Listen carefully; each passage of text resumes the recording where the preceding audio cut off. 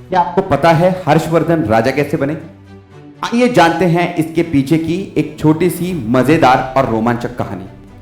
6वीं शताब्दी में गुप्त साम्राज्य के पतन के बाद उत्तरी भारत में छोटे मोटे राजवंश अपने प्रभुत्व को और ज्यादा प्रभावशाली बनाने की होड़ में लगे हुए थे। उसमें सबसे ज्यादा इंपॉर्टेंट थे पुष्यभूति, जिसको कहा जाता है कि पुष्यभूति नामक एक राजा ने इस राजवंश की स्थापना की थी। लेकिन जो सबसे इंपॉर्टेंट राजा इस पर्टिकुलर राजवंश से बिलोंग करते थे वो थे प्रभाकर वर्धन, और इसी वजह से इस पर्टिकुलर राजवंश को वर्धांश भी कहा जाता है। प्रभाकर वर्धन की 3 संतति थी। राज्यवर्धन जो सबसे बड़े बेटे थे, हर्षवर्धन जो छोटे बेटे थे, और तीसरी उनकी पुत्री थी राज्यश्री। राज्यश्री का विवाह उन्होंने मुखारी साम्राज्य के जो राजा है गृहवर्मन उनके साथ करवाया था। तो ऐसे में मुखारीस जो कन्नौज से राज करते थे और पुष्यभूति जो थानेसर से राज्य करते थे, इनमें घनिष्ठता निर्माण हो चुकी थी।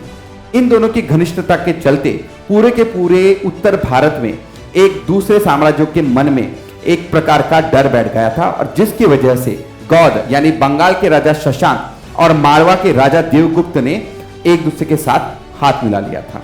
इन दोनों ने मिलकर कन्नौज के ऊपर आक्रमण किया, और वहां पे राज्यश्री के जो पति है गृहवर्मन, यहाँ पे देवगुप्त के हाथों उनकी मृत्यु हो जाती है। जैसे ही गृहवर्मन की मृत्यु हो जाती है और ये न्यूज राज्यवर्धन को पता चलती है, तो वो थानेसर छोड़ के कन्नौज आ जाते हैं और यहाँ पे देवगुप्त का पराजय करके उनको मार डालते हैं। ऐसे में जो गौड़ के राजा है शशांक, वो वापस बंगाल चले जाते हैं। लेकिन बहुत सारे हिस्टोरियंस यहाँ पे थोड़ा सा डिविएट होते हैं। बहुत सारे लोग ये भी कहते हैं कि शशांक जो गौड़ के राजा हैं, इन्होंने ट्रेचरसली राज्यवर्धन को मार गिराया, या फिर दूसरा कोई कारण होगा जिसकी वजह से राज्यवर्धन की मृत्यु हो गई। जैसे ही राज्यवर्धन की मृत्यु होती है, वैसे हर्ष जो हैं वो थानेसर से कन्नौज आते हैं और यहाँ पे अपने आप को प्रस्थापित कर देते हैं, और इस तरह से हर्षवर्धन बन जाते हैं थानेसर और कन्नौज दोनों के राजा।